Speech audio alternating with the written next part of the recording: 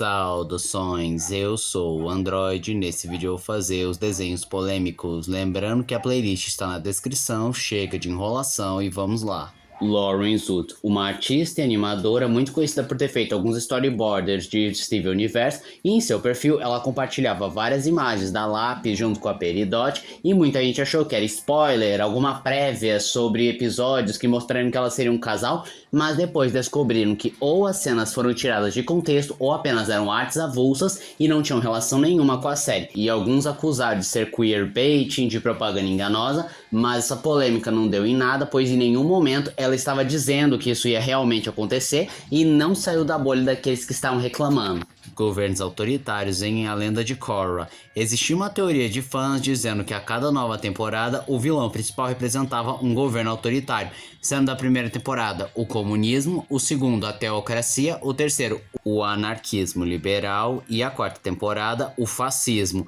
Isso não passava de uma teoria até que os produtores confirmaram que sim, isso foi proposital. X-Men de 1992. Quando estava passando aquela série dos X-Men lá dos anos 90, eles queriam colocar a Lady Lethal, só que eles encontraram dois problemas. O primeiro é que provavelmente os censores não iam deixar passar porque ela tem um nome relacionado à morte, e morte não pode ser dito, assim como suas roupas não são muito adequadas para um público infantil. Mas, impressionantemente, eles conseguiram passar com a personagem tendo o nome que ela tem nos quadrinhos e tiveram apenas que modificar o seu design para ficar bem mais comportado.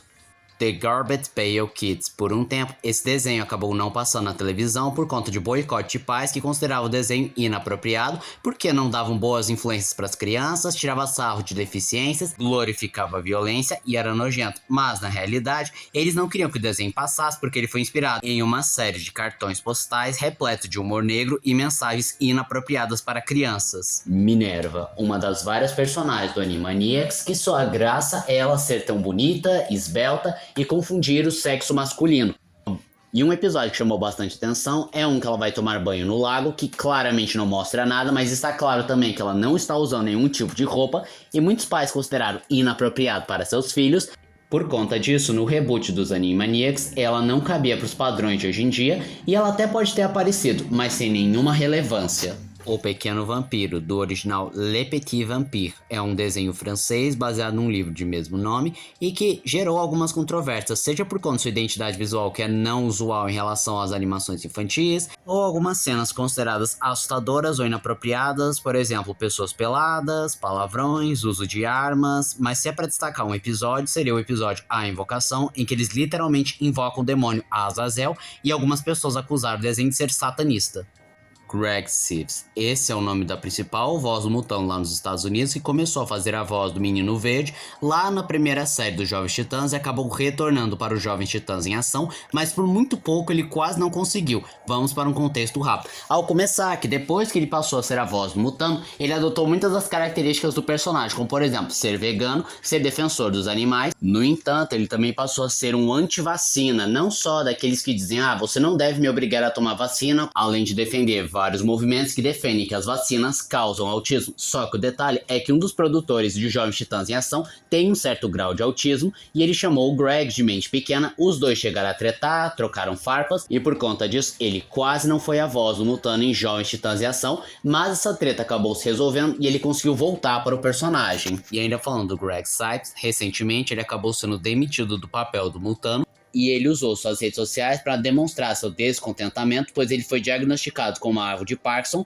e que a Warner Bros. Havia o demitido justamente por conta disso, em pleno Dia dos Namorados. Porém, percebendo certas contradições na alegação do Greg, como por exemplo, vendo fotos e vídeos dele agradecendo o pessoal da Warner Bros. Por serem cooperativas e dar total apoio sobre a descoberta do mal de Parkinson, e esses eventos são bem depois do Dia dos Namorados, o que refuta completamente o que ele diz. Mas então surgiu o relato de alguém que supostamente trabalha na produção, dizendo que ele foi demitido do papel do Mutano, pois a Warner estava insatisfeita com seu desempenho vocal e, para mantê-lo no projeto, criou um novo personagem para ele. Só que as pessoas alegaram que um dos sintomas do mal de Parkinson é a alteração vocal, ou seja, seu péssimo desempenho não é culpa dele, e sim a doença. E algumas pessoas vão mais longe dizendo que essa demissão foi porque reviveram as polêmicas dele ser anti-vacina. Mas, sendo bem sincero, não existe nenhuma comprovação sobre essa teoria e nunca mais se falou nesse assunto. Thomas Astruc. Ele é o criador de Miraculous Aventuras de Ladybug e ele é uma pessoa bem controversa e pode dizer difícil de trabalhar. Vamos começar com a história que ele acusou o Encanto de não saber desenvolver bem seus personagens,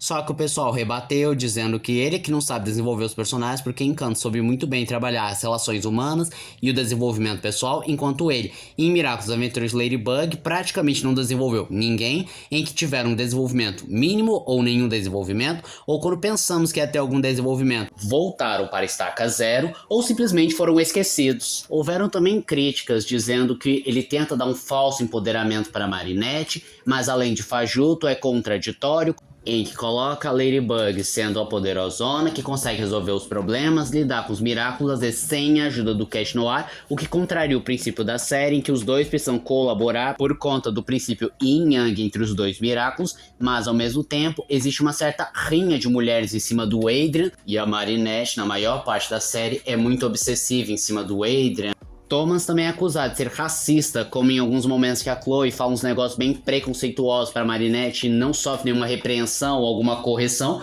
ou ainda por cima, os personagens de pele um pouco mais escura parece que tem a pele mais branqueada quando se transformam. E até mesmo nessa nova temporada o pessoal reclamou bastante da nova paleta de cor que parece que deixou o pessoal um pouco mais claro. Outro momento muito apontado que o Thomas seria racista é num quadrinho que a Marinette, ao se destransformar, ela está nua e ela precisa de caixas para se cobrir e consideraram que estava tentando sexualizar uma menor de idade, então ela vê um grupo de homens negros que estão saindo de uma loja com um monte de caixa e ela pressupõe que eles estão roubando e um dos caras faz uma cara bem suspeita como se fosse abusar dela. Thomas também foi criticado de sexualizar seus personagens dentro do próprio desenho, não só por eles usarem roupas coladas, como também ficarem em posições um tanto sugestivas. Também teve a história de um ex-animador que foi pego fazendo arts not safe for work dos personagens Miraculous, e aí ele foi duramente criticado, e aí abriu discussão pra falar, será que só porque trabalha na produção não pode fazer desenhos mais adultos? Mas isso não é bem polêmica do Thomas. Mas com certeza uma coisa que ele foi bem mal visto, principalmente aqui no Brasil,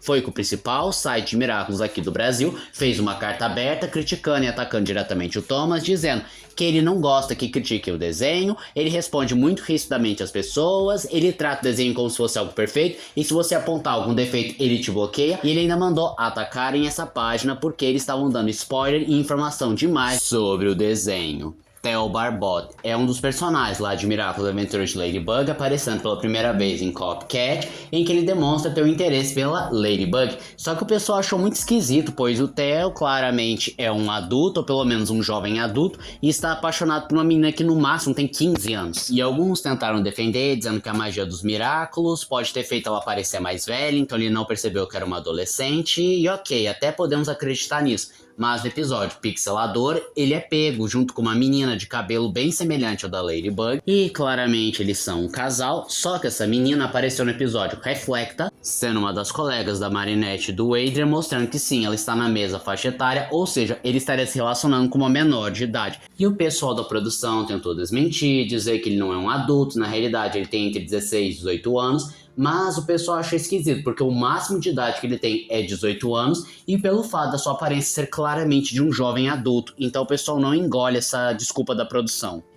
Oiê, primos! Já no seu primeiro trailer gerou muita controvérsia e acusou a Disney de ser racista e xenofóbico, ao começar que o nome da cidade é Terremoto Heights, lembrando que o México sofre constantemente terremotos, existem cenas que tudo está com filtro amarelado, o que também é uma visão bem preconceituosa e estereotipada do México, e além disso existem cenas que reforçam o estereótipo de que o México é um lugar sujo, pobre. Até o título não teve nenhum cuidado, pois Oiê Primos está gramaticalmente incorreto e eles tentaram corrigir colocando apenas primos. Além disso, o nome de alguns dos primos são os mais estereotipados e racistas possíveis, como 3 personagens chamados Nacho, Nachito e Big Nacho, ou as primas mais novas que se chamam Chacha, que significa empregada doméstica, mas num termo bem pejorativo, e Cuquita, que apesar de que em algumas regiões significa uma mulher amorosa, acolhedora, em outros países significa vagina. E a produção tentou apaziguar as críticas, mas conseguiu piorar bastante, resumindo-se em vitimismo puro ou um completo desinteresse dos norte-americanos em cultura que não são americanas e soltando pérolas como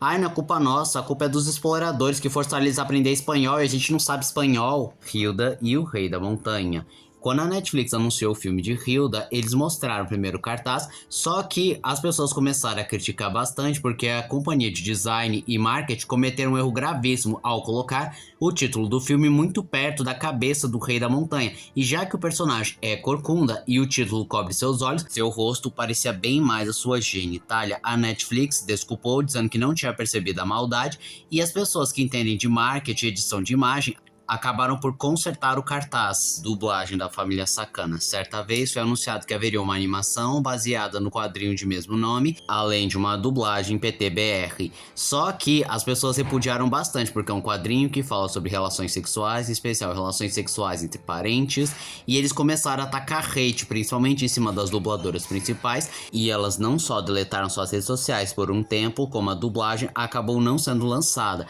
E reza a lenda que eles conseguiram dublar do quarto até o quinto episódio, mas esse desenho não está acessível. Steven Universo racista. Certa vez, a Cartoon Network disponibilizou um livro com as artes conceituais, personagens foram recusados, designs betas, e um dos personagens que chamava a atenção era uma pedra chamada Concreto, que sua descrição era o seguinte: ela era burra e não sabia ler. Só que o que não pegou tão bem foi que a sua aparência lembrava bastante o blackface, uma prática de antigamente que brancos se pintavam de preto e se enchiam de estereótipos para ofender diretamente a comunidade negra. Naturalmente, os fãs acusaram de racismo, só que então alegaram que quem fez a descrição e quem fez a arte não era a mesma pessoa e não sabiam como ficaria o design da personagem, e a própria Rebecca Sugar e quem fez a arte pediram desculpa.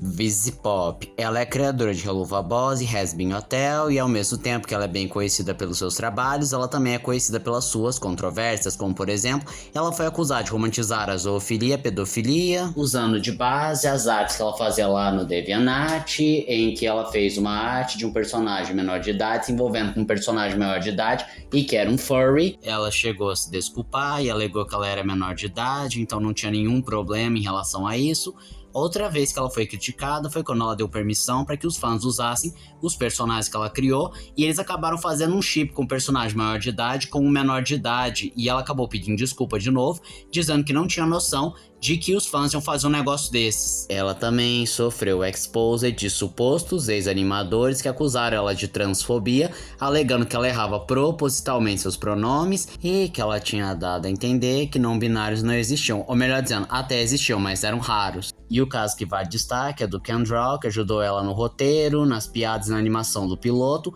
só que ela demorou para dar os créditos para ele e depois acabou dando os créditos meio de qualquer jeito, e ela se referiu a ele dizendo "They are a monster", lembrando que o Ken Draw se identifica como agênero e o pronome "their" é o pronome dado a pessoas que são agênero, e aí então o pessoal achou ruim ela ter usado o pronome dele de um modo tão pejorativo, chamando de monstro. E houveram outras coisas dentro desse Exposed, como falando que ela era antissemita porque uma personagem é inspirada no estereótipo da mãe judia, mas isso nunca foi comprovado, principalmente porque a personagem não é judia, ou que tem uma cena de racismo porque tem um personagem que se utiliza dos bonecos de voodoo e a agulha, sendo que o voodoo não é desse jeito, ou dizendo que os animadores de Helluva Boss não estão sendo bem pagos, mas isso foi na época que o orçamento era fechado por se tratar de uma animação indie,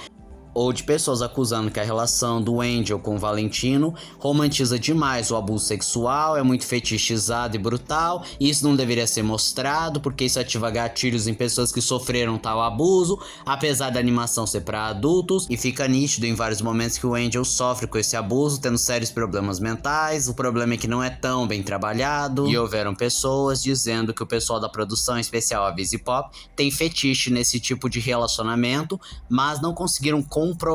O incidente em Boston. Certa vez eles queriam promover o filme do Aqua Teen, então eles chamaram um grupo para fazer várias placas de LED com principais personagens e espalharam pelas cidades, em especial Boston. E o problema foi que as pessoas confundiram as placas de LED com bombas, então chamaram o exército, polícia, o Pentágono, quem quer que pudesse ajudar para desarmar as bombas, só para depois descobrir que não eram bombas e sim placas de LED, o que gerou um surto coletivo na população americana. O Cartoon Network acabou sendo processado e teve de pagar $2 milhões